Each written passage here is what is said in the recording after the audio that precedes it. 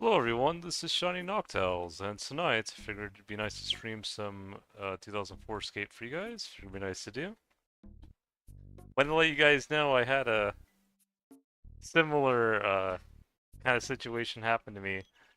I'll mention it when more of you guys come in, or if more of you guys do come in tonight, but yeah, I figured it'd be worth sharing. Because I feel like it can still be relatable on some level. So, yeah.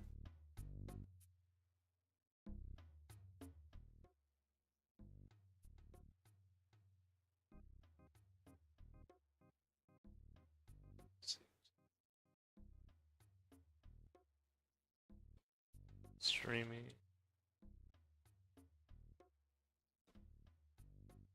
Hendrix.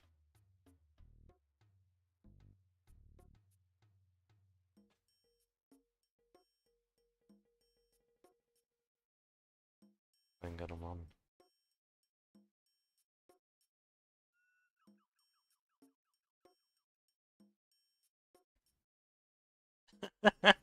No. No, I'm gonna wait till more of you guys flood in, and then we'll talk about it.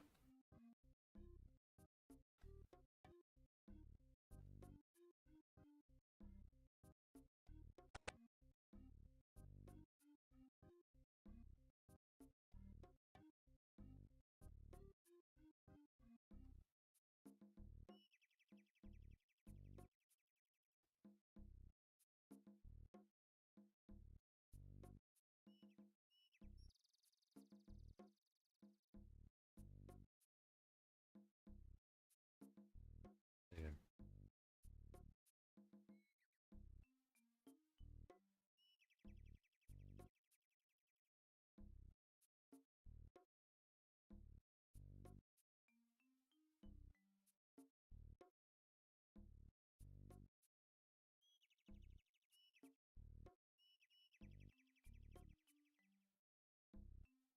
Let's see.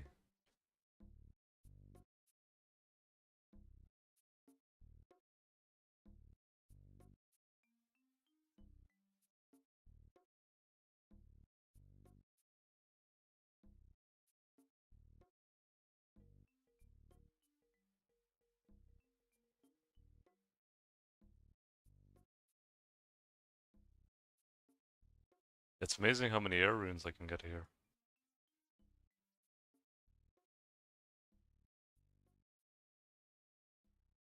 Also, fire rune.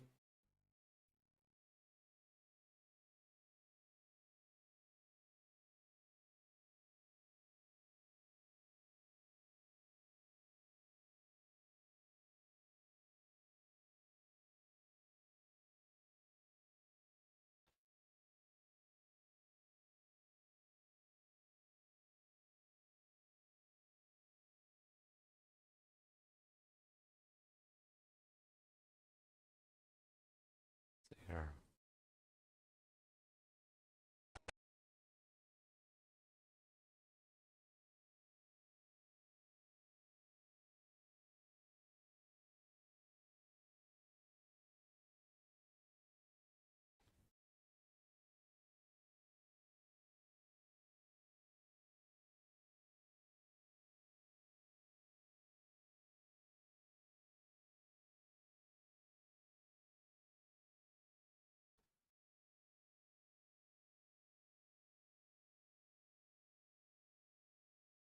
Hey Bjorn, hope you're doing well tonight. I feel like now I can explain the situation that happened to me today. And don't worry, it's not something that happened in the wild.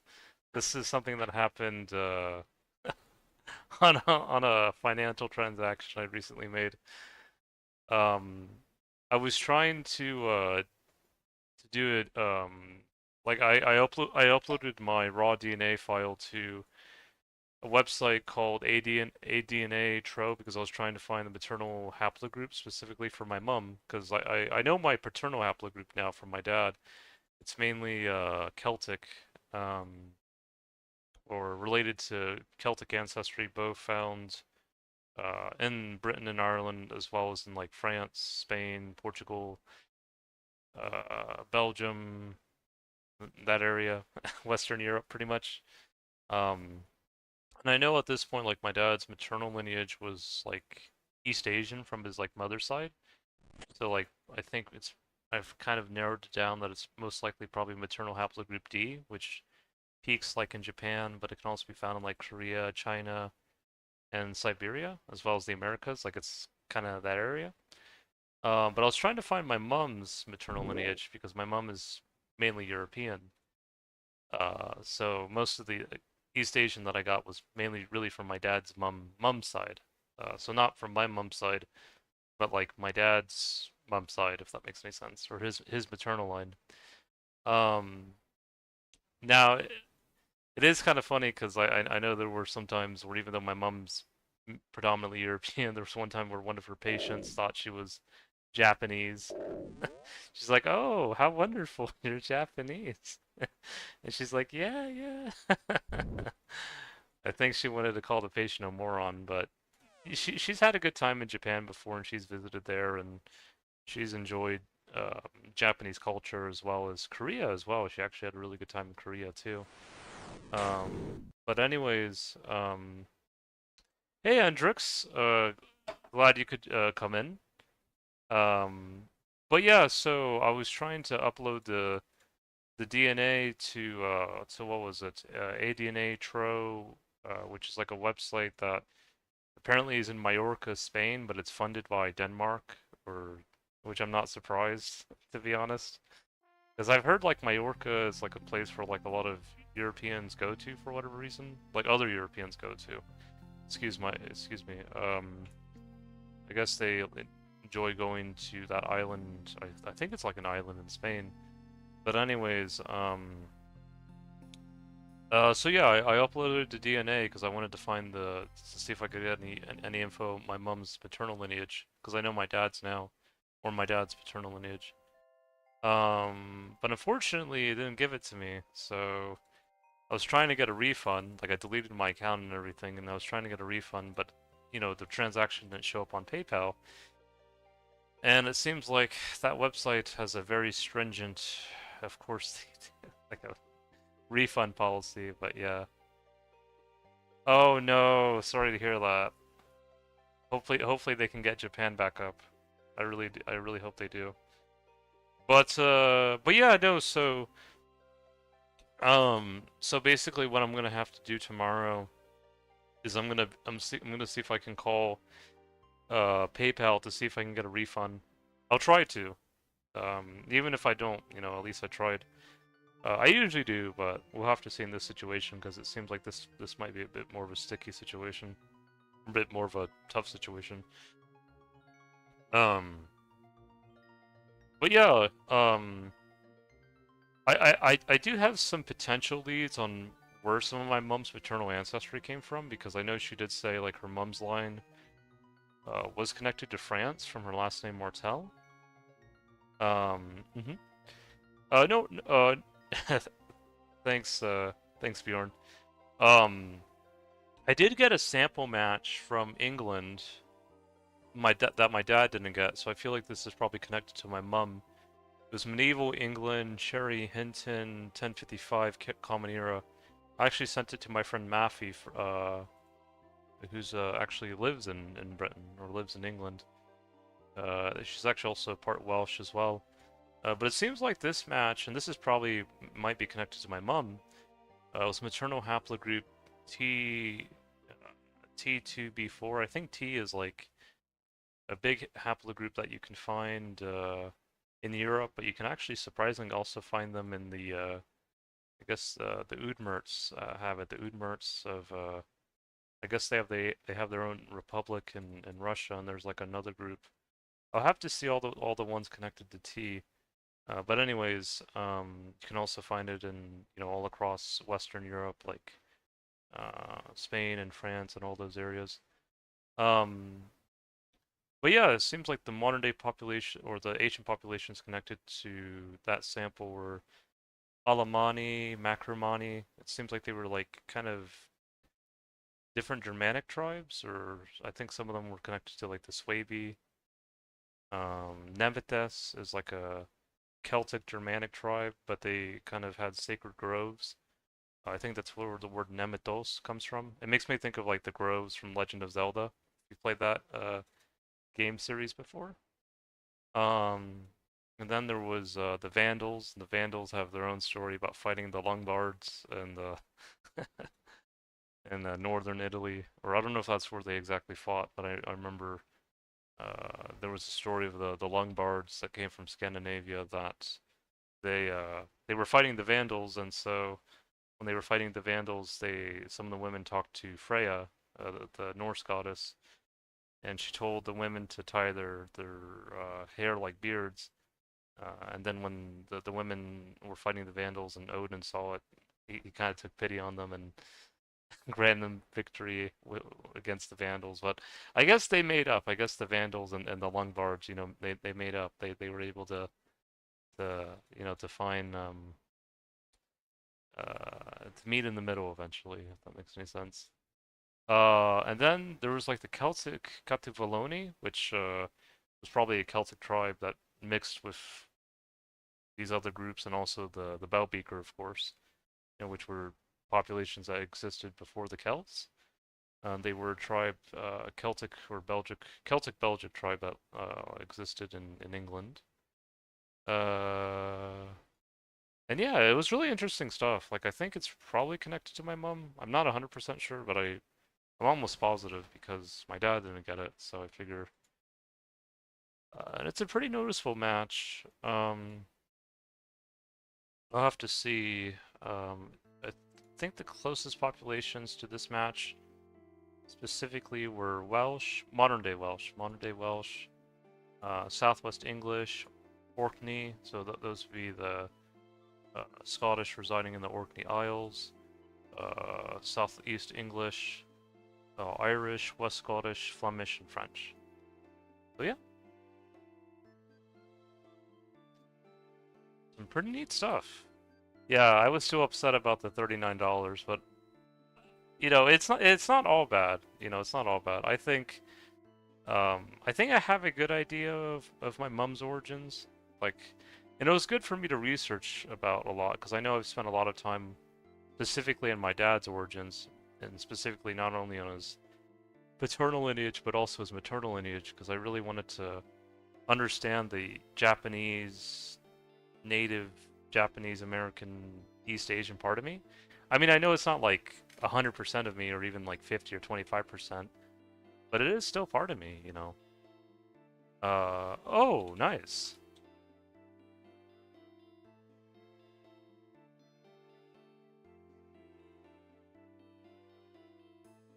Yeah, but yeah, no, I just wanted to learn more about it because I know my dad, he really also connects a lot with that side of his ancestry. Like he always tells me like he's East Asian, and I can see it. Like he looks like Fumio Kishida, who was one of the former prime ministers of Japan. But yeah, no, like I think I've gotten a good understanding of that part of my ancestry, thankfully enough. And I think it's been good because, I think a lot of, particularly like the East Asians or like the Japanese, they've appreciated me sharing what I've shared with them. It's also helped my dad's side of the family. It helped my Japanese or uh, Pacific Northwest Simishin. Simishin is like a Native American, uh, Alaskan Athabascan tribe, or at least connected to them in British Columbia in Canada. And she would also see herself as like medieval Japanese, and she was also part Scottish as well. But I think it kind of helped her, especially when I grew my hair long.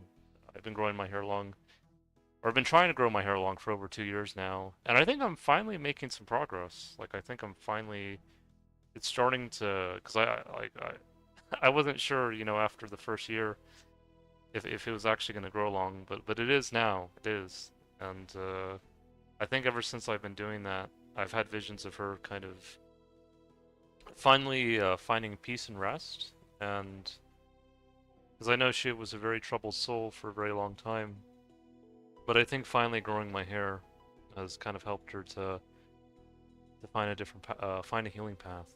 So I'm glad I was able to do that for her. Because I know even in East Asia, and not just only in Japan, but I know China had their own problems with, I guess there was a group of people known as the Manchu who came to China, and I guess back then the Chinese would usually grow their hair long. I guess that was part of their culture. But the Manchu, I guess at the time they saw it differently.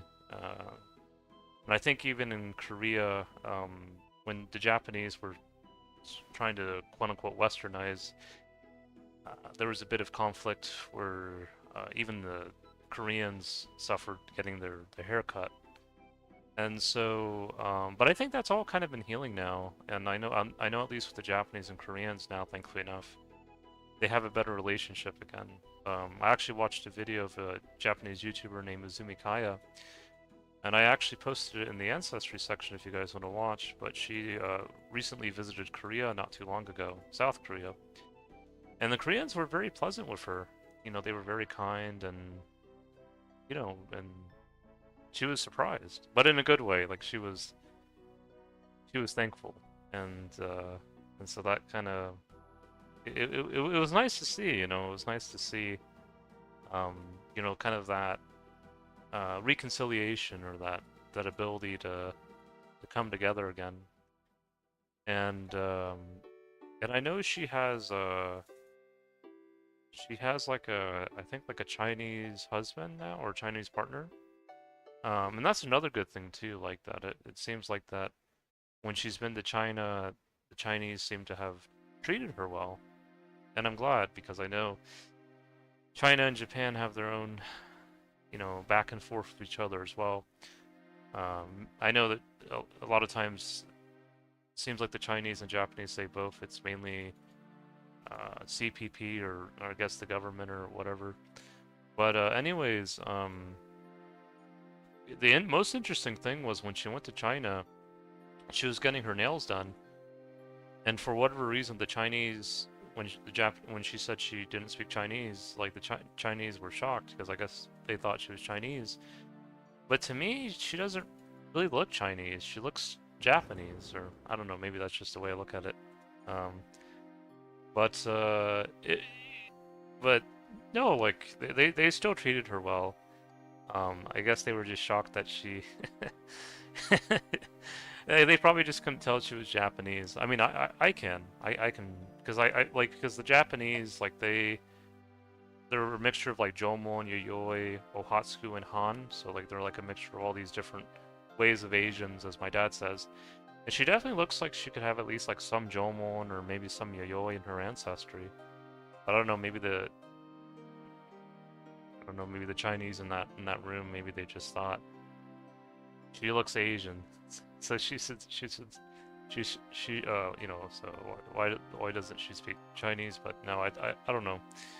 Or maybe there's actually some Chinese, that live in that area that might look like her. Maybe I don't know. But yeah, no, it seems like overall like it's been a good experience for her, like both in China and Korea, and so that made me happy, and I've shared her my research, and she seemed to really appreciate it, and sometimes it takes me a bit of time to understand because it is a lot of new information. And even she said herself, I appreciate the second like, by the way, whoever left it. And she said it herself, like a lot of people haven't really done research or DNA research on Asians as much, I guess, as Europeans. And I guess that includes like Asians and Native Americans both, because it's all kind of connected anyways. But no, it was nice to see that healing. That seems like the Koreans treated her well, and then it seemed like the Chinese have also treated her well too, despite, what's been going on in the news. And it's always a good thing.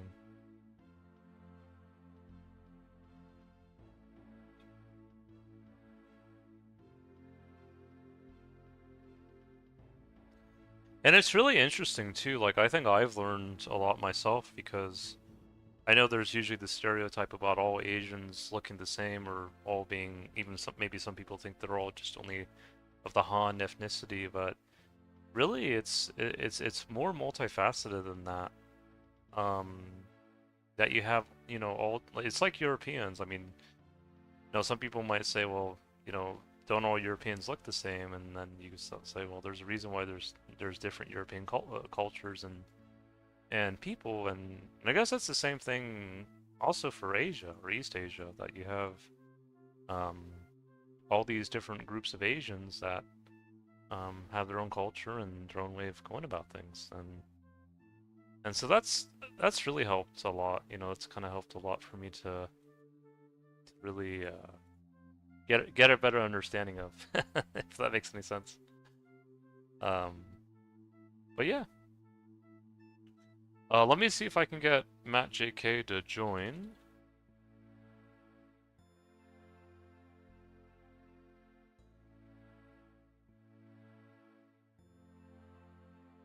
And I guess the reason why I've also researched a lot of this too is because I do live like on the closer to the west coast of the U.S., and it is technically closer to Asia too. So I don't know if that's another reason why I've tried to do more research on it too, but it's all been good. It's all been good. It's definitely expanded the way I look at things.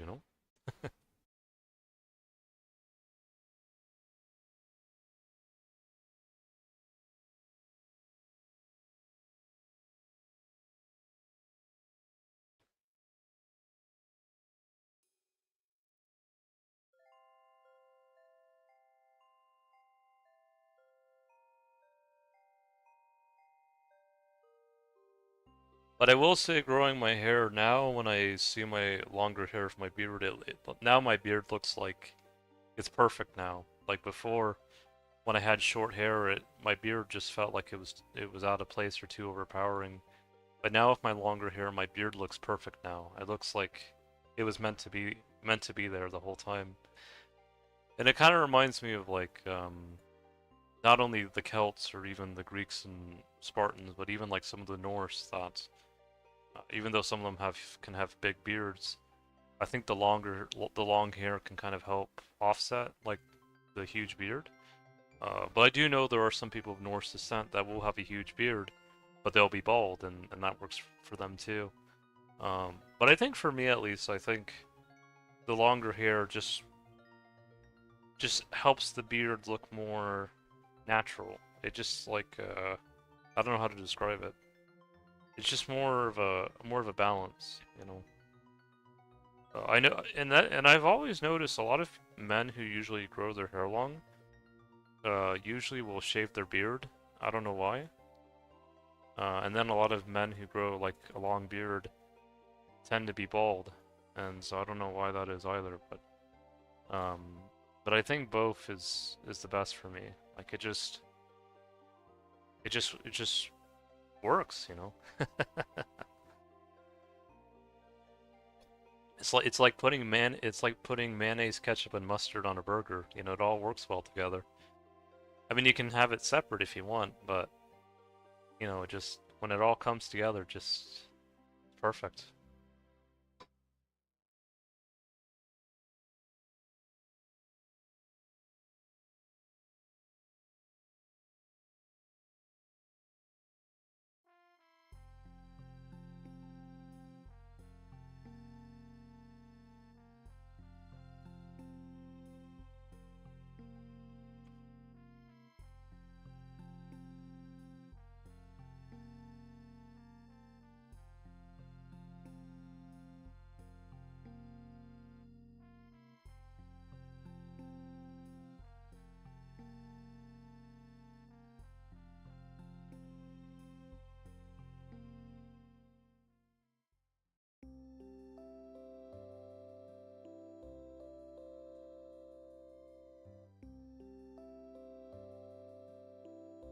How about you guys? I know there's usually a lot of guys that uh tend to not grow their hair long, or even grow their beard.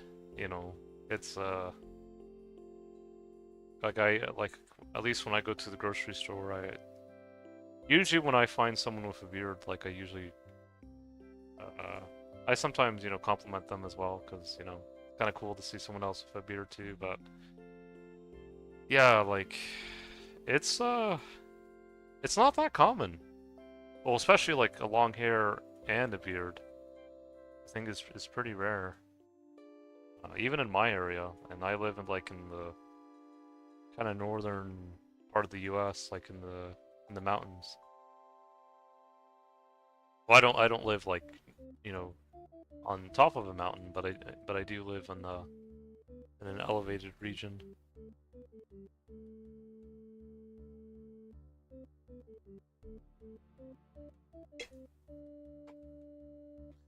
I know some people they like the short hair kind of trimmed bearded look, and that's fine. Um, it's just for me, I feel like I feel a lot better with my hair and my beard. It gives me strength, it gives me the ability to kind of keep going.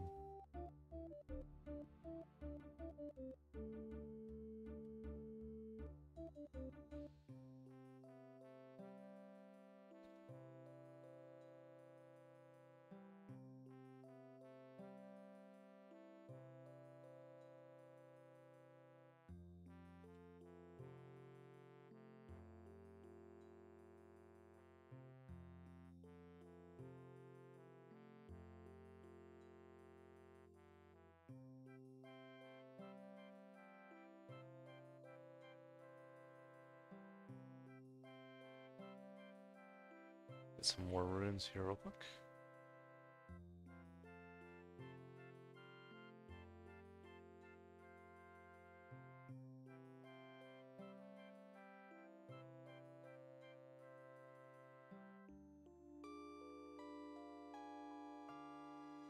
Devlin. I told Devlin last time that I was wanting to sell some bones and d'hide to him, so I know Bjorn.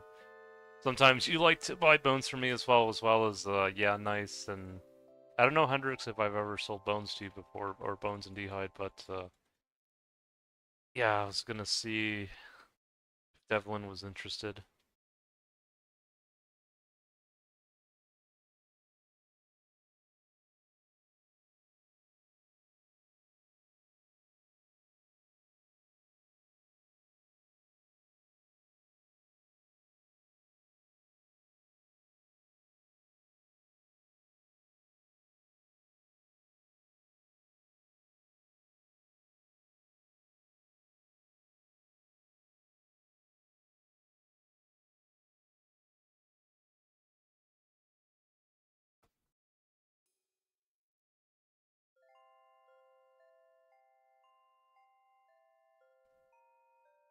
Yeah, it'll be interesting to see how long my hair and beard grow in the next 2 to 3 more years, because now my hair is probably at least around 12 inches or longer by now. And my beard is like 6 inches. So it's not like a 5 foot long beard, but it is still a good size. But we'll see how it all grows in the next or even a year for my hair, and then you know my beard will also be interesting too. Because I don't know, like it'll be neat to see how it all fully comes out.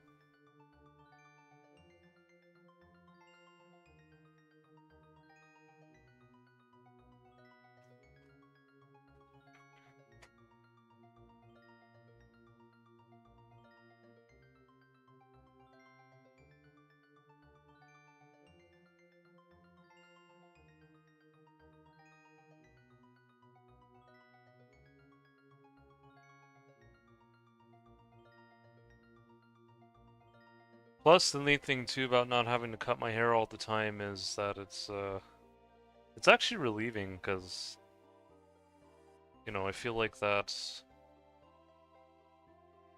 when I used to cut my hair all the time, like I always sometimes just kind of felt out of whack afterwards. I know for some people like they feel better after getting their hair cut, but I feel like now that I'm not really doing that anymore, I just feel um, I just don't feel as much out of whack, I guess.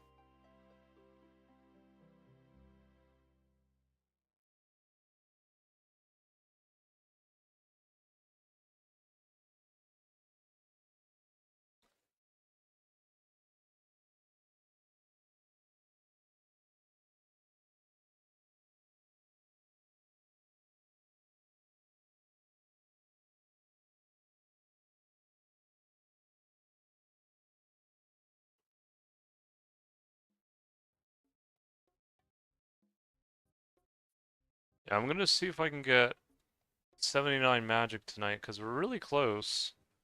I think we will be able to get 79 magic. I think this stream, but we'll have to see.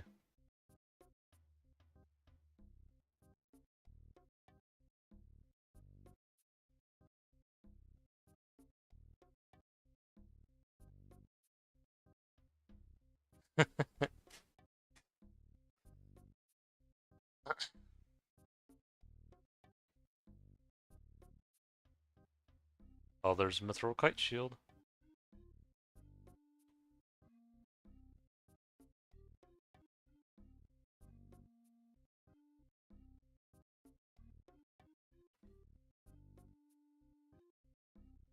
Oh no, the gnats.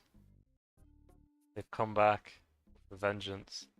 No, not the gnats.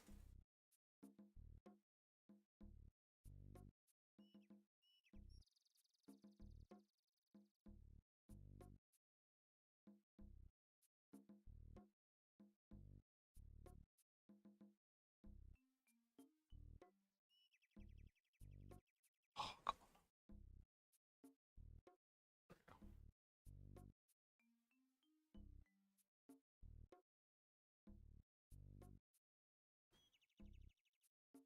yeah, I think actually this run I'll probably get 79 magic, I think.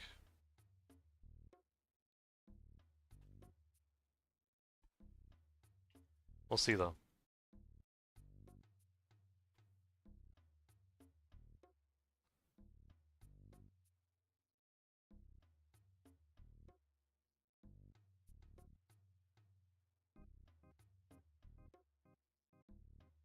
Yeah, let me add 14K here because he's one of my regular viewers and he also seems pretty cool.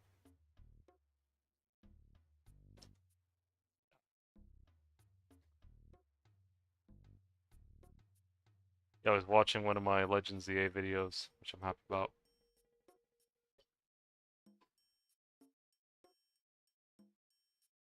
He's also ranging at an interesting spot too as well. Seems to be working well for him though.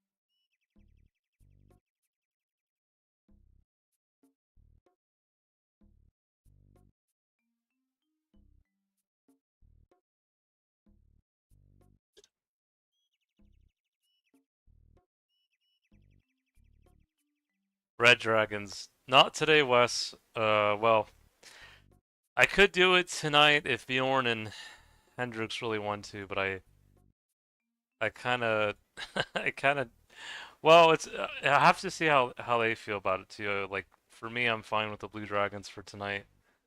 But I know sometimes Hendrix and Bjorn also like doing reds.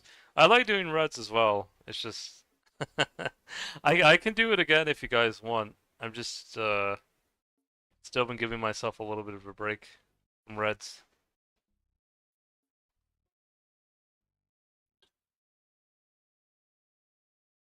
Plus, we're also almost at 80 magic, or well, we're almost at 79. We'll probably get 79 tonight. Yep, blue dragons. Yeah, I was thinking after 80 magic, I was gonna do a poll if you guys wanted me to, because eventually I do want to get 85 magic after 80 magic, just to counter Zami mages, because especially if I go into the wild, most people who use magic tend to use a Zami staff. But I was gonna do a poll if you guys wanted me to go and train to 85 magic first after getting 80, or to train to 80 strength, and then of course 60 attack. So I was gonna do that poll to see like if you guys wanted me to continue training magic after 80, or if you guys wanted me, ooh, gold bar, or if you guys wanted me to kind of switch things up and train melee, because there's a reason why I'm trying to make a battle mage. But yeah, I was I think Hendrix or I think it was Hendrix talked about wanting to see me also train melee, but we'll do a poll. We'll once we get to 80, we'll do that.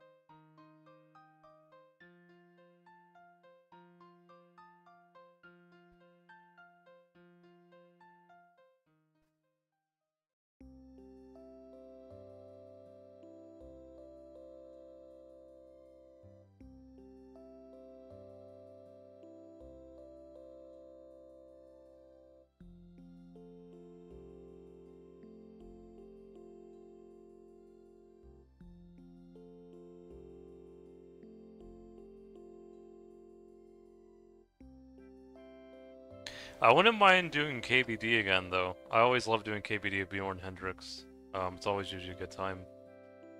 And once I get to 80 magic, it'll probably even be easier to do KBD. So it's always that.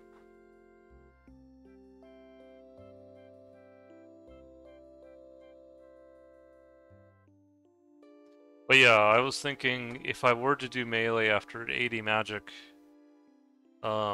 I would probably be training at thugs and doing clues, easy clues, because I know with the easy clues you can get wizard boots and you can also get like black trimmed armor. And I know black trimmed armor actually goes for a fair bit, so that's why I was thinking of doing the easies versus the mediums. Even though I know with the mediums you can get the ranger boots, I think with the mediums that's the only really big drop you can get. Aside from that, like I think the adamant trimmed armor is just not worth as much for whatever reason. Not sure why, but no. But yeah, the black armor tends to go for quite a bit.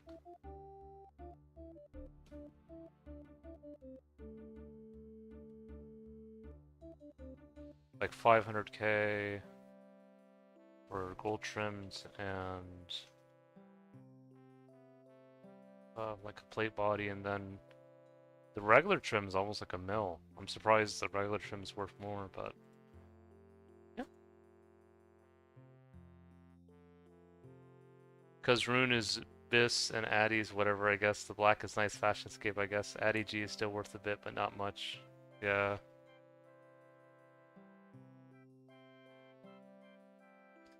Yeah, so we're probably gonna do the thugs. And the thugs are usually in the wild, but they're like only like at like level 1 or level 2 wild. So unless if I'm really caught off guard, I think we'll be fine there.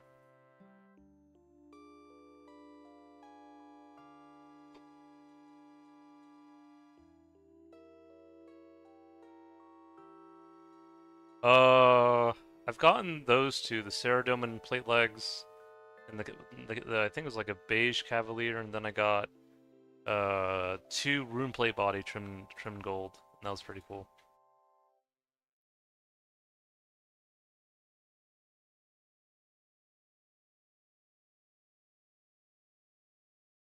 And the rest has kind of been just rune armor.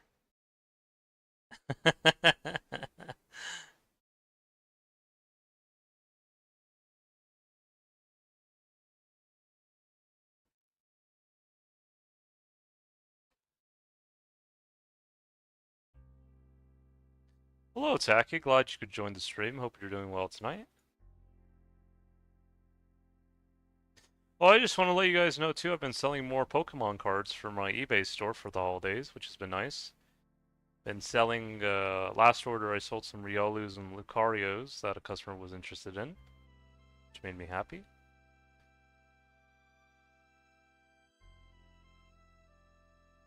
Died when rares weren't released, properly released.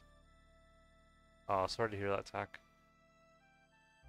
Yeah, it's been nice. I've sold some of that, and then I sold some other hollows and reverse hollows from like the third generation Pokemon sets, and that was pretty fun. Sold some Zoroark coins, collectible Zoroark coins, some expedition cards, e-reader stuff. All been nice. If any of you guys are interested in my eBay store, I have a link to it in my YouTube page. But yeah, it's something I've been doing for years now. Any first generation sets. Yeah, I have cards from that era. I've actually sold like a first edition Snorlax Hollow from Jungle for a good bit. Then I sold like a German base sets Pokemon breeder from base set. I also sold some Japanese, or this is second gen, but I sold some Japanese Unknown N and Unknown O from the Neo Premium file set. Let me give it to you. Give me a second here.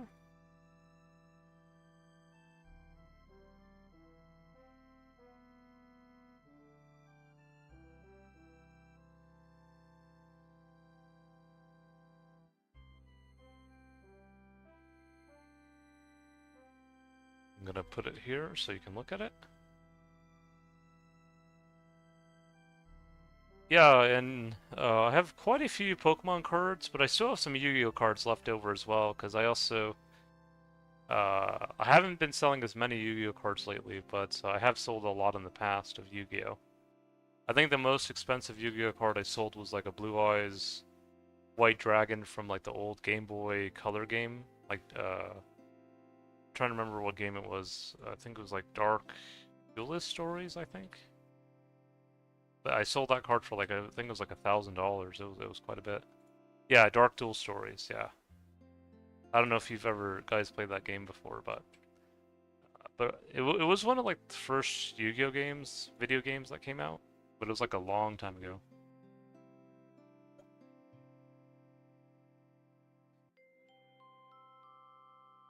Oh, nice. That's pretty cool, Tacky. Yeah, I have some personal cards I still keep in my collection as well.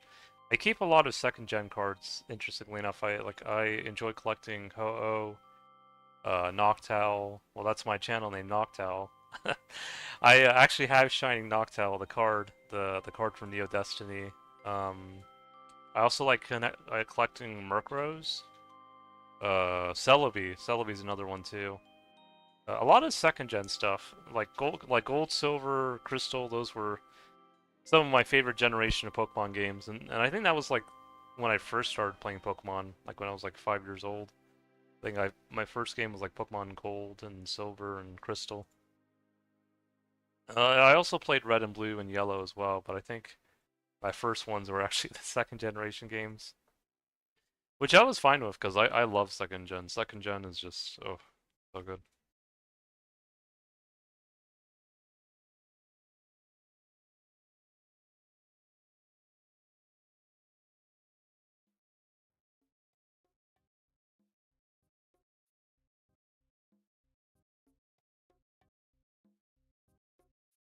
But yeah, no, I do still have I try to sell like a lot of classic cards, like, and when I mean classic, like it can be like from Gen 1 to Gen 4, and then sometimes I have like some modern, quote unquote modern sets like Gen 5, 6, 7, and 8, and then sometimes Gen 9 as well.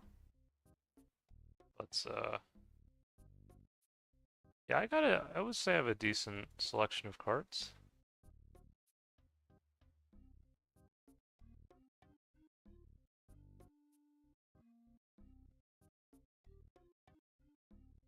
I think recently, oh no, I was gonna say I sold a first edition Dark Golbat and Weezing from Team Rocket, the non-foil rares, but that customer unfortunately canceled.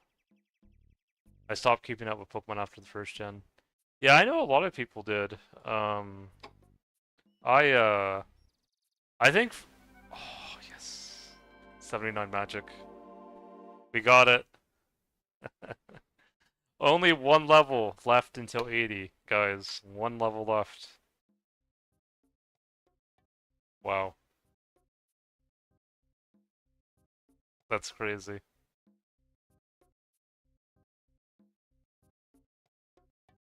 Can you guys believe it? I've been maging blue dragons, well now graders now here ever since I finished Watchtower at 839 magic, and now 40 magic levels later, and now we're at 79. But we still got one level left to go, and then we will finally have 80 magic. And hey, we can use Entangle now, so that's our best version of Snare, I guess. Yeah, that's crazy. Yeah, it's gonna be a bit, well, before I get 80, but yeah, once I get 80, I'll do a poll and see if you guys want me to train to 85 magic from the get-go, or if you guys want me to switch things up and then train my strength to 80 first, and then my attack to 60. Because that's gonna kind of be the crossroads, to see what you guys would prefer to watch.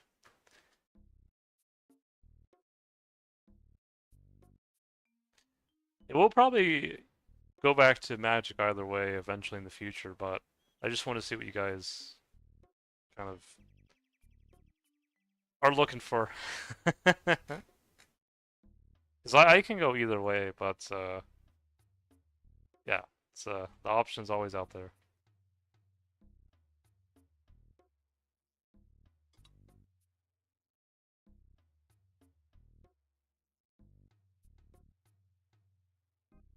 Yeah, I kind of grew up when I started collecting Pokemon cards. I think my first booster pack was base set. Like it was like a Blastoise like art booster pack, and I got Ninetales. Ninetales I think was my first holo. Um, and I think one of my other first booster packs was like a jungle booster pack. It's like I think it was like a Flareon art. And I got like a Jolteon. I'm not sure if it was hollow or non-hollow, but it was a Jolteon, and that was really cool. Um, and then I remember during the holidays, I got a Neo Discovery booster pack, and I pulled a Hollow Fortress, and that was pretty cool. I think my generation of Pokemon when I first started playing, it was like a mixture of Gen 1 and Gen 2. It was like around 2000, so I think that's when like Pokemon, because I think the first Pokemon movies I watched was the Mewtwo movie, and then Pokemon 2000 with like Lugia and Slowking and all that, and that was all pretty fun. But yeah, it was like a mix of like Gen 1 and Gen 2, I think, for me. Um,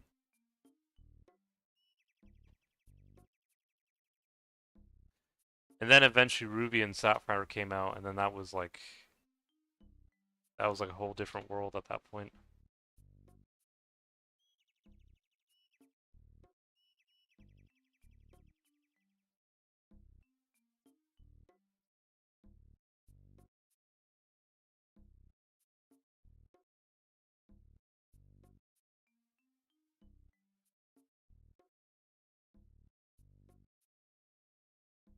Yeah, I think the first Pokemon movie I actually saw in theaters was actually the third movie with Entei. It was I'm trying to remember what the movie was called exactly, but it was the movie with Entei and Charizard. And I remember I got the Entei promo card, and that was pretty cool. I think with the second movie, I think they came out with like the Burger King Gold Carrot kind of uh like it wasn't even like a card, it was just literally like a gold carrot Pokemon. Like it could have been either like a gold carrot Poliwhirl or a gold carrot I think it was like a Charizard. It was like some pretty neat stuff. But yeah, those were some neat times, yeah.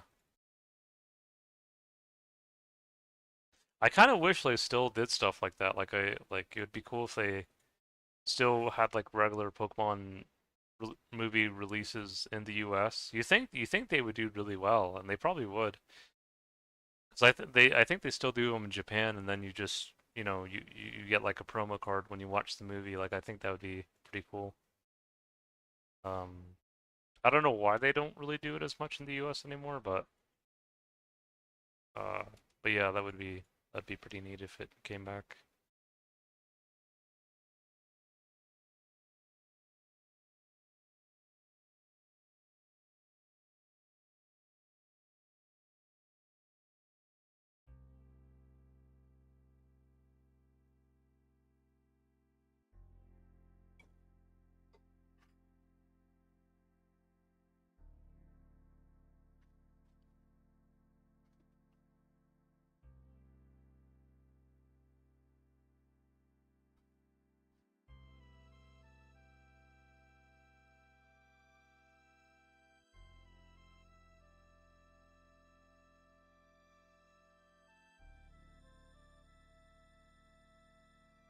I remember too they used to have and this is for second gen again, but they had like these Cracker Jack inspired like it was like Cracker Jacks. I don't know if you guys have a Cracker Jacks before, but they're like these sweet kind of like it's like a sweet snack.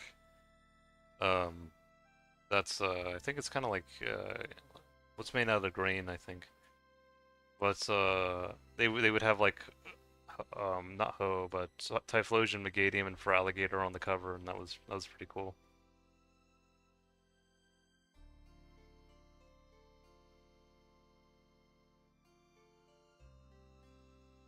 Yeah, I don't really go to the movie theaters anymore. There just hasn't really been anything worth. Well, I'm sure there is something worth watching, but um, I just haven't been really compelled to go there lately.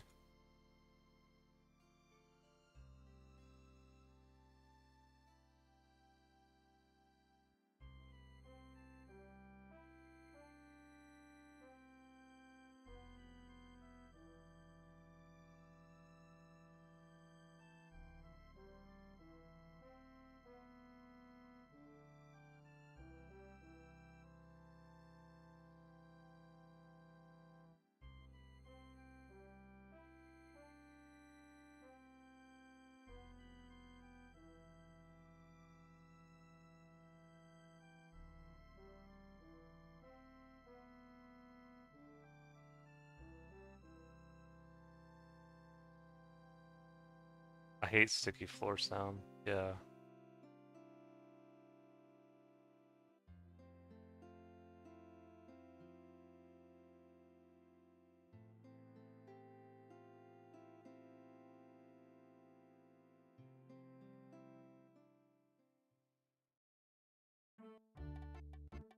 Yeah, I know the movie theaters isn't for everyone. I honestly, I when it comes to going outside, like the past, well, of course, I do go outside for groceries and stuff like that, and sometimes to the forest, but I think the last, or this year in particular in the US, it's really just been rough out there. Like every time you see the news, it's just like, it's a big fiasco. And I hope it gets better in time, because it's been one thing after the other. But I think it'll get better. It's just I don't know why so many people, especially in this country in the US, it's just like thankfully in the area I live in, like it's pretty peaceful, but in other areas, mainly in the big cities, just people they just really struggle to get along, you know. And I know that's the case, you know, in other big cities like in London and Paris too and all that, but I don't know why, like especially here, it's just really been a rough time.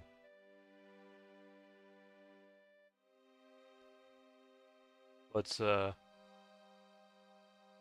it'll get better eventually. I think things will change. It's just takes time.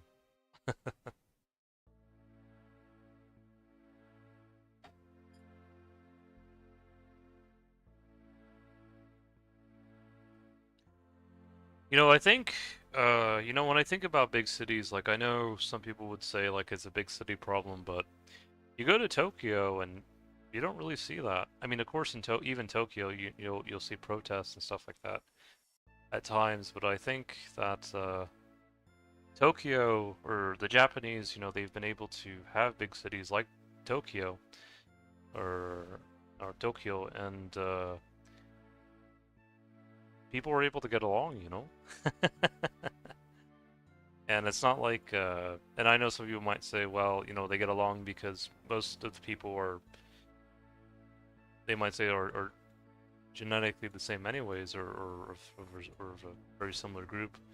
But I don't think that's entirely the case because now in Japan you've been getting more people of other groups, you know, that have become part of Tokyo, and they've, you know, they've kind of been starting to meld together with the Japanese, and it doesn't seem to be like it hasn't seemed to be like a big problem. So I think it's really just down to also like the culture and the people in general, I guess.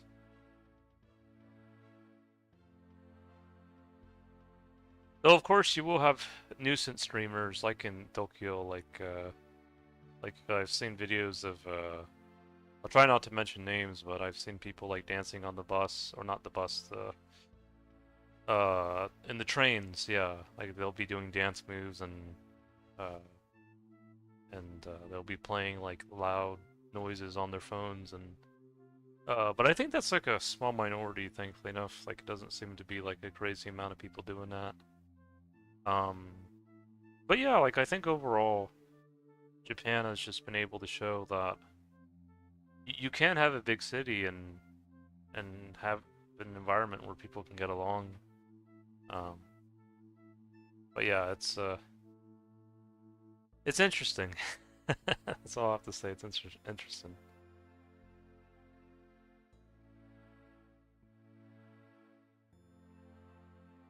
I feel like in the U.S., like I feel like the smaller towns, or at least the smaller cities, tend to be more tame, or tend to be more. I guess when I mean tame, I mean like more like people tend to get along more.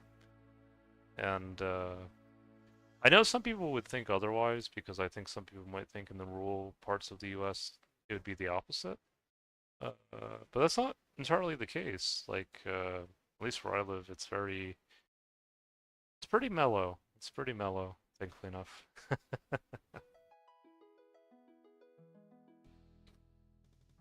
And, yeah, I don't know.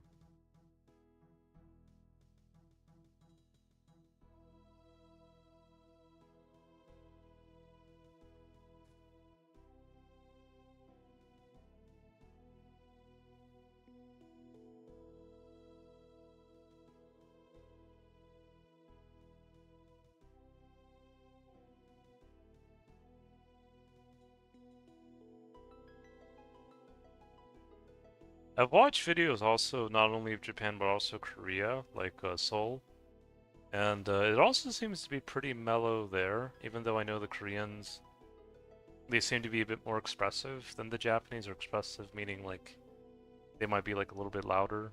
Um, And I know that's not. I talked to my Vietnamese American friend or a contact with Dotto about that, and he thought the Koreans were pretty quiet. Uh, but I told him, well, maybe they're quiet to you, but they're a little bit louder to me than the Japanese. But I don't know. I guess everyone has a different perspective, you know. Maybe to him they're quiet, but to me they. But they're not like loud in an obnoxious way per se. It's just they're more expressive. They like I feel like the Koreans um I don't know if I want to say they talk more with their hands, but you can tell they just I guess they just articulate more. I don't know how to say it. Like I think if I had to pick like do a scale of who was the most expressive, like with the Chinese, Japanese, and Koreans, I would probably say I think the Chinese like see I think with the Koreans are expressive, they're kind of like a bubbly expressive, like it's like a tends to be like a positive expression typically. Um, Chinese expression, I feel like sometimes I've seen some Chinese they can get very angry for whatever reason, like they tend to I don't know what it is. They just tend to sometimes hold anger. Um, but the Japanese, um, I think they can be pretty bubbly too sometimes as well. It just depends on the situation. Um, but yeah, it's interesting. You know, it's interesting to kind of think about. And I know like even though I've only when I've been to East Asia, I've only visited Japan so far. Um, it is interesting at least to see videos of you know people from different parts of Asia, whether it's China or Vietnam or Korea or Japan, and see how they all express themselves differently. Um, but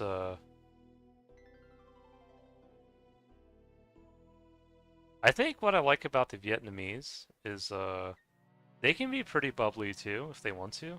They can have like a mixture of anger and bubbly kind of a feeling. Like sometimes they can be pretty angry, but also be pretty bubbly at the same time. It's kind of funny. It's like they don't know they don't know if they want to be angry or enthusiastic, but it's funny with them. But no, I think they mean well. And I've met some Chinese that they can be pretty joyful as well. It just kind of depends on the situation. So I feel like the ones who tend to probably laugh the most is probably it's probably like a tie between Japanese and Koreans. Um, but yeah, it's interesting. It's interesting to think about.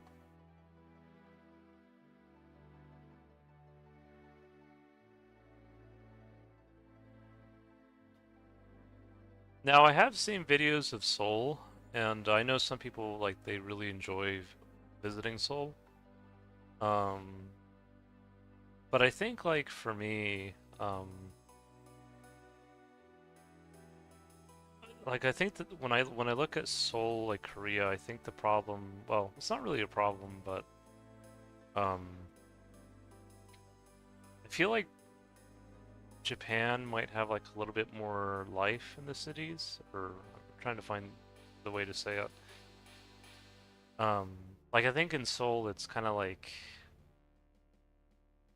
I don't know why when I think of Seoul, I think of like Nier Automata or something. I don't know if you guys have ever played the Nier games before, but I don't know, like Seoul, Korea, like it just doesn't. I'm not trying to say like it's lacking the soul, like when I mean like a soul, like the soul of a person or like the soul of a city, but it's just I don't know. I feel like in Japan, like there's like a little bit more there, or maybe for me at least, I don't know. Because I know when my mom visited Korea, she had a really good time there, and she said she even liked visiting there more than Japan, but I guess it just depends on the individual. Like, you know, everyone, I guess, resonates with things differently.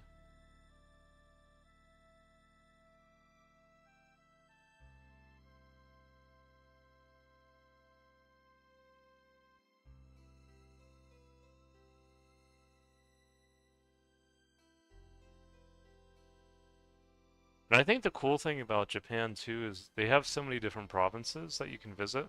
Now I have visited uh, Tokyo and Kyoto and Osaka. Uh, I don't know, like eventually it'd be interesting like to visit Hokkaido or to visit Kyushu or maybe the other areas too. Um,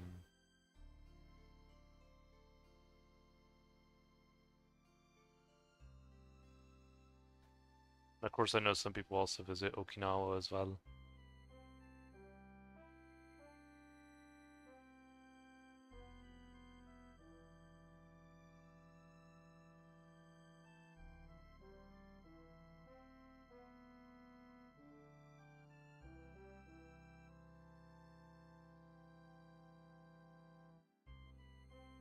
I think I will say one thing I appreciate about the Vietnamese, or at least like my contact Otaro, and then also I watch a Vietnamese YouTuber called Nguyen, and she does videos of her German boyfriend in Germany because they're living there together. Is I think the Vietnamese they tend to be very honest people.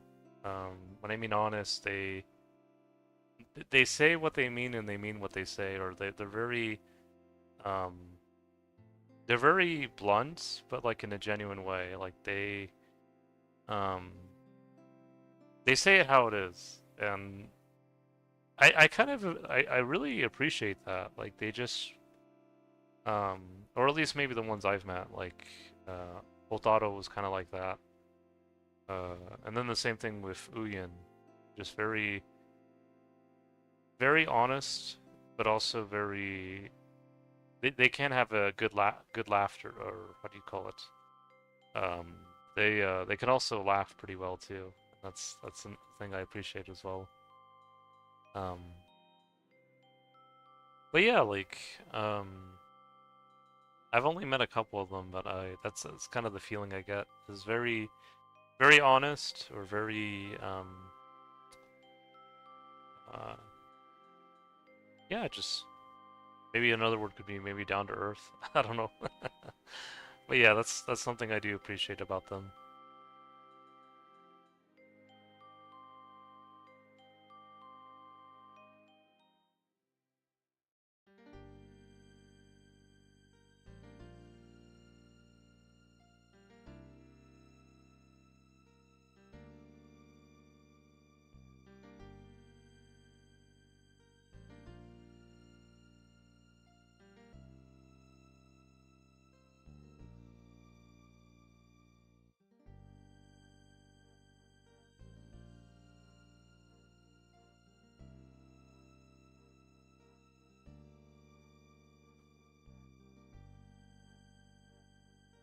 I think the thing I appreciate about the Japanese is probably not only their artistic creativity, but also the kindness I received when I was in Japan. I feel like the Japanese were very kind to me, and of course I know not every Japanese person is like that, but or even any person in general.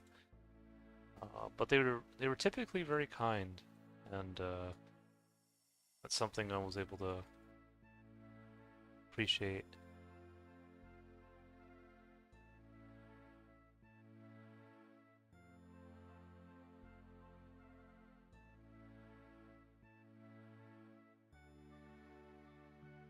Very kind and very hospitable is probably two words I would say about the Japanese when I visited there. Yeah, kind and hospitable. And also when they would smile was usually a genuine smile. Like when it would be like a smile of joy.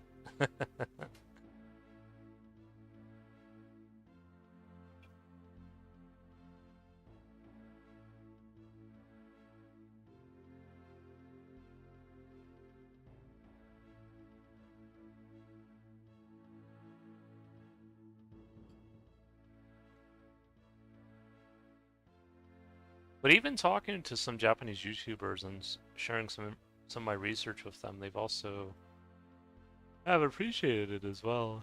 And because I try my best to share my research with them on Ancestry and all that, and they seem to have taken to it pretty well, which I'm always glad about.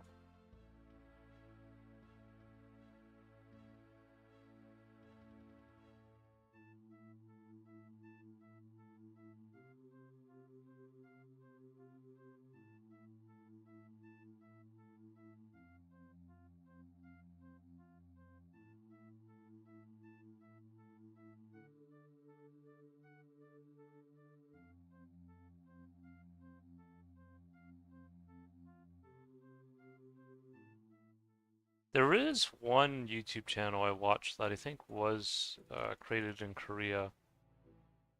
Um, and I think it's called World Friends. And I do like that channel because like they show people from all different cultures interacting and stuff, and it's pretty cool.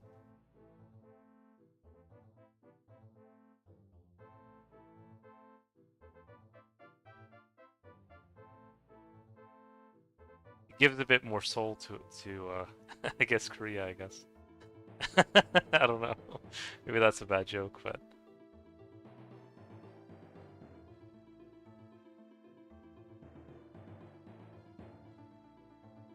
but yeah, I know. Like, I think that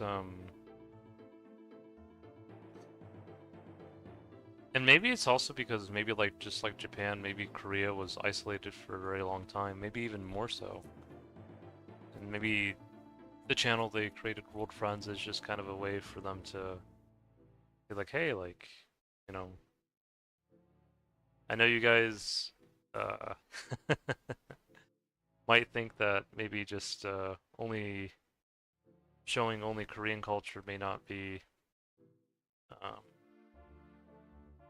may not be the only way to go about it, but we can also show Korean culture and other cultures too, and maybe that's been their way of kind of also expressing themselves too, you know.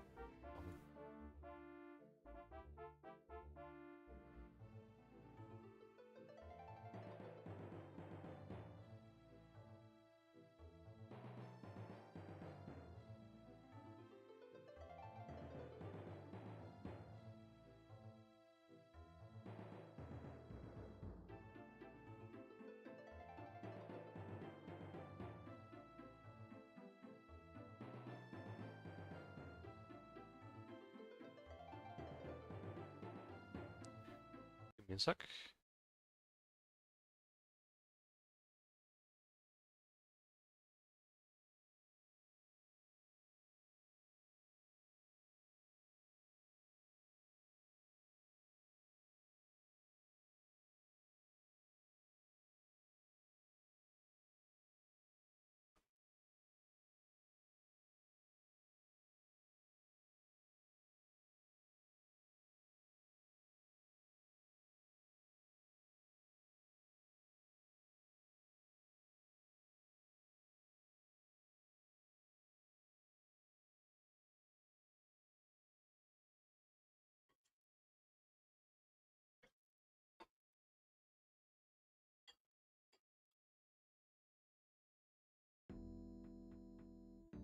See here.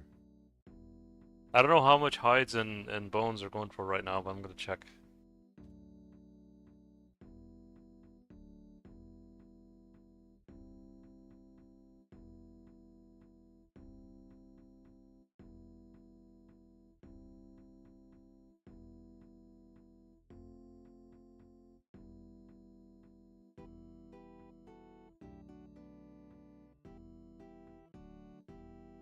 I will say when I was growing up, I did learn Taekwondo a little bit, which is a martial arts, and I learned recently that it was actually it did come from Korea or did originate from there.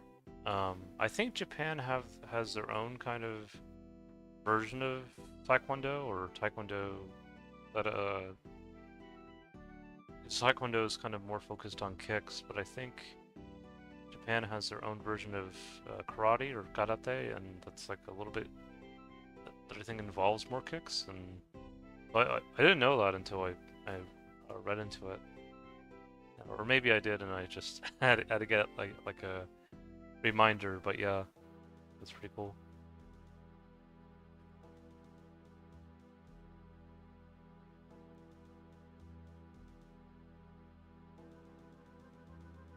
Let's see.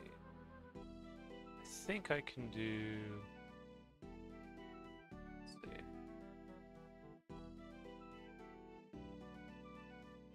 0.2 times 54.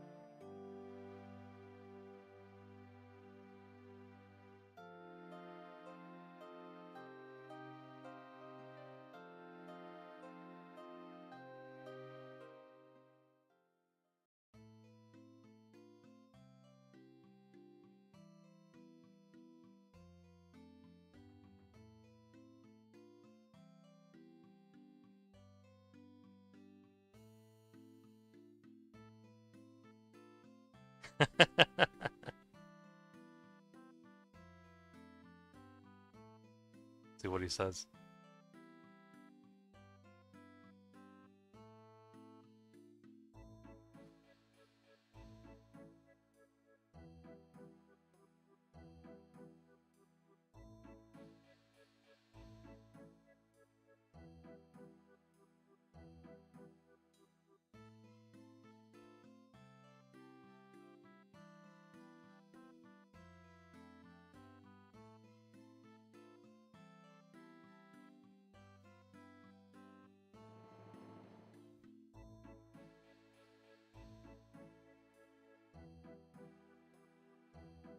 Almost at 11 mil.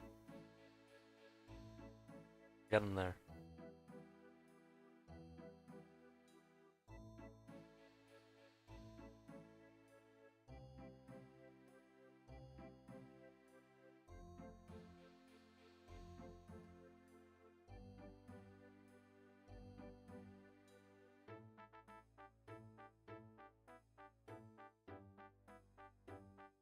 Yeah, it's been a journey. It's been a long journey, but well worth it indeed.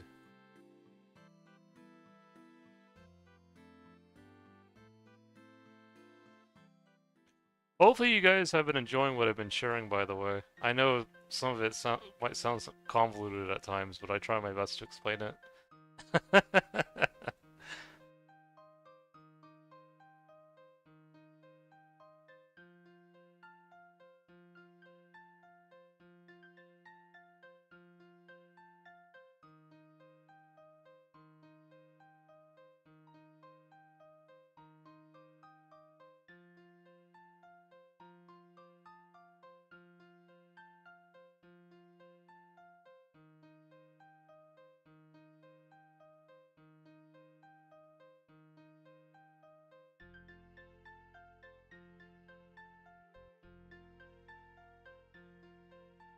Yeah, I think we're gonna do one more run and then we'll probably end the stream.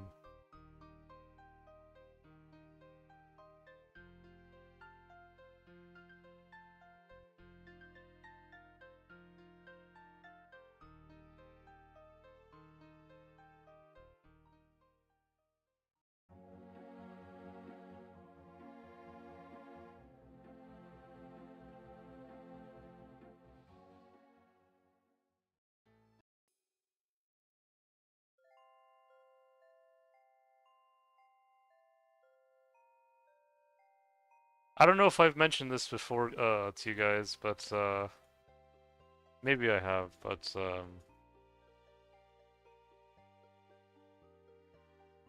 I don't know if you guys have had either Korean barbecue chicken or Filipino barbecue chicken or both, but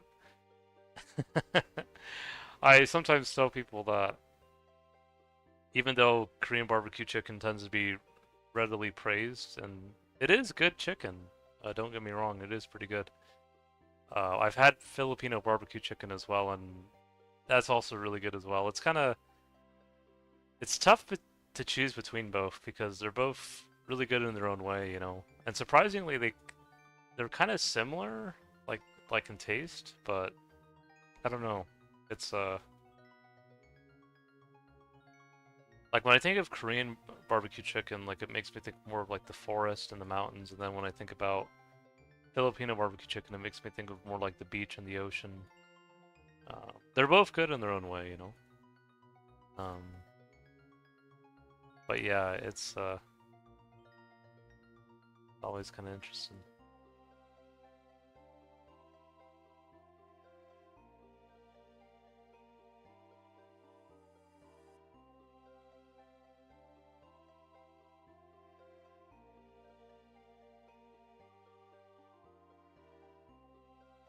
I think probably one of my favorite Asian foods is probably um oh, I like tempura. Like I like the I know some people also say tempura. But I always like getting like the shrimp or the vegetable or they have so many different kinds of tempura you can get. Ramen is also good as well. I know this sometimes Japanese will say also like they'll instead of pronouncing it like a hard R, like ramen, they'll say ramen like with an L. and that's pretty good as well. And also miso soup, tea. Um, I think what I like about Japanese food is like they don't like I'm not saying using oil is bad, but they've learned to kind of, and maybe it's just because when I've had Asian food like with a lot of oil, it tends to be like Chinese fast what do you call it? Chinese buffet or I don't know what it is, but yeah, I don't know why they use so much oil. I know like if you get like homemade Chinese food, it's a little bit different. Um, but yeah, I think the Japanese have just been able to do it in a way where it's not always a ton of oil, you know. I don't know how to describe it, but or maybe I just like if I eat Chinese food again, maybe I just need to find a place that better works for me. But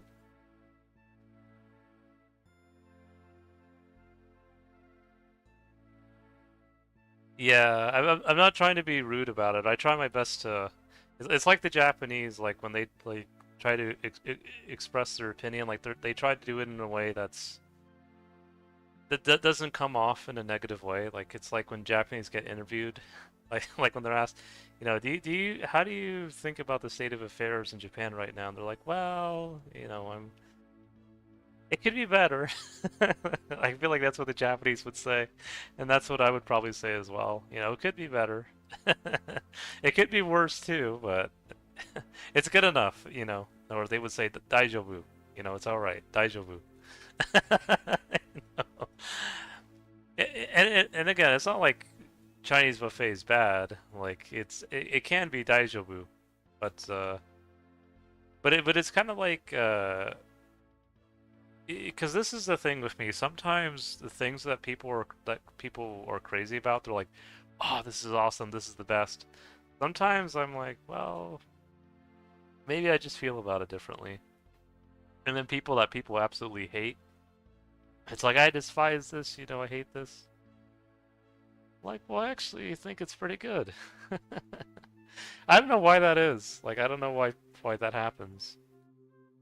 Um, Because I've had some friends that are crazy about Chinese buffet. Like they love that stuff. They're like, this is my favorite food. You know, you know don't touch my Chinese buffet. And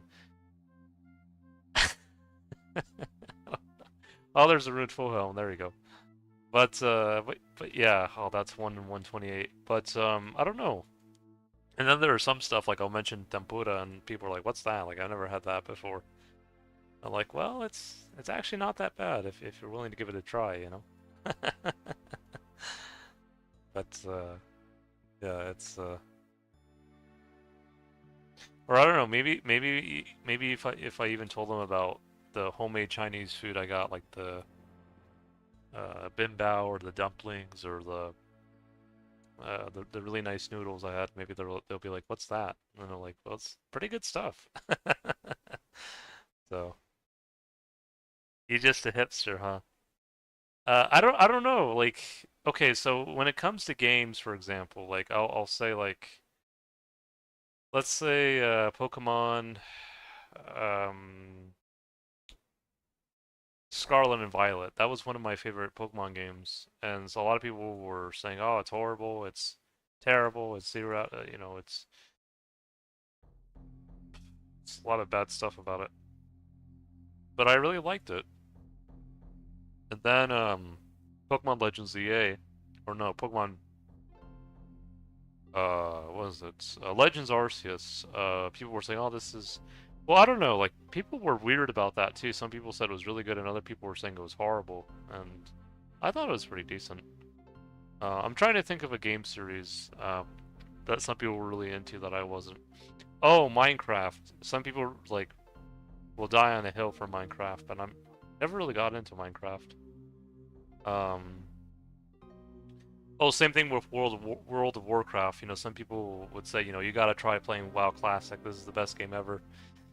And I played it, and it just didn't really suit me that well. You know, um, it's interesting, And then yeah, I don't know.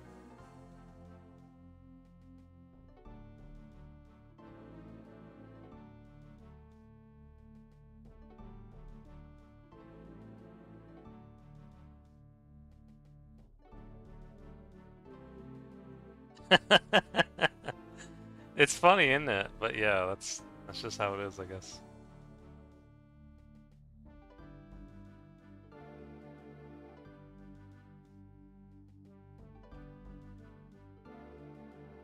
No, where's Mog? Where's Morgan? No, he's interested. Or how about Cosworth? Interested in buying a chance.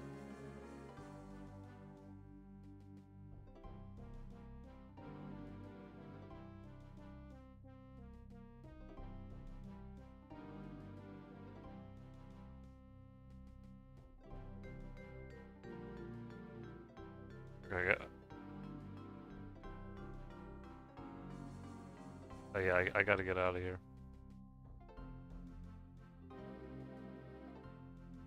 Let me run.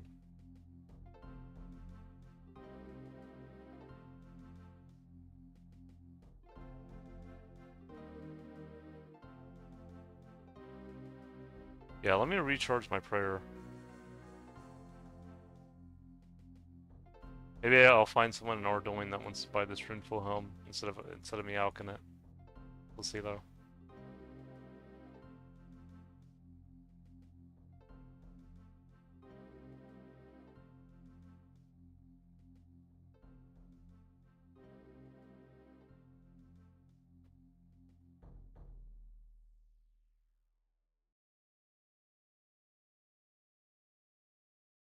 I'm sure some people would say like if I was playing like, 'cause, like some of my friends they don't play RuneScape at all. Like I'm sure if I would say like I really enjoy playing RuneScape 2004, they'd be like, "What's that?" You know? Uh, yeah, it's interesting though. It's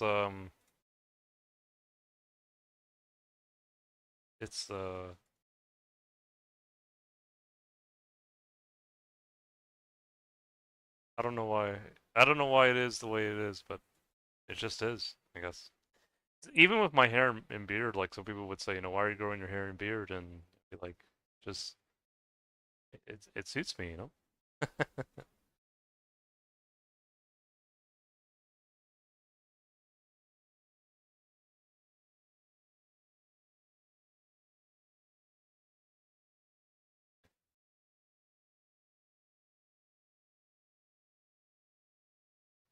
Let's see.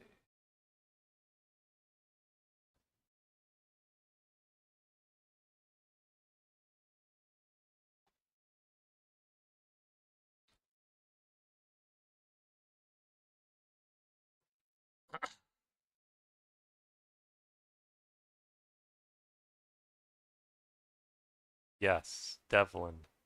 Let's go.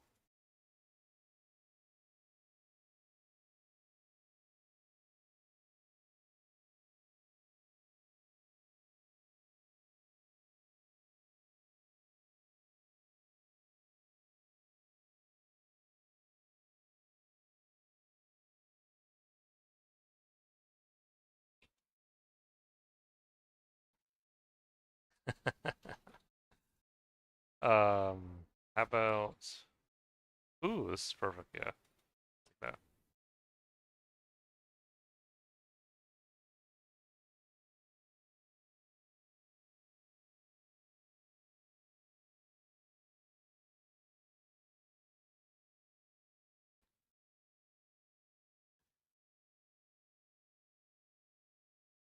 Yes, this is why sometimes I keep the runeful helms because I know sometimes people are also interested in purchasing them.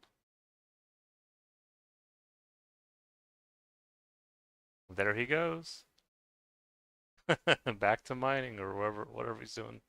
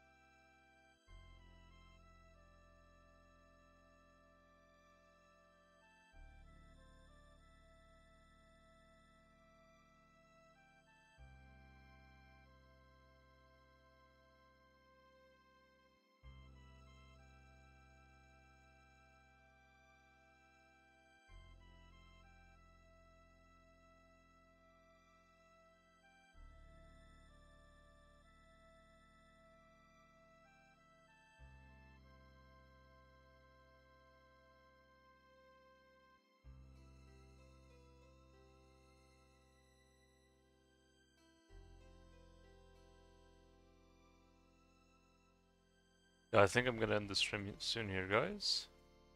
But yeah, we got 79 magic. We have one more level left until 80. And then after that, we'll do a poll to see if you guys want me to go to 85.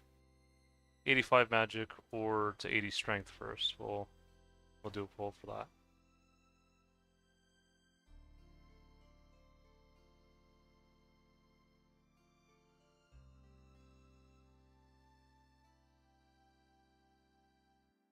Of course, 60 attack as well. But still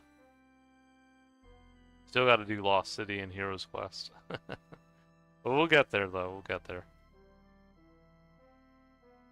I know Hendrix, you told me you're almost done with your requirements for Hero's Quest, but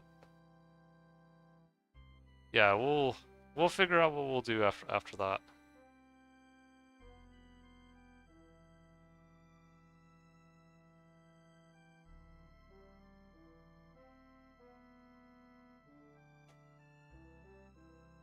Okay, I think.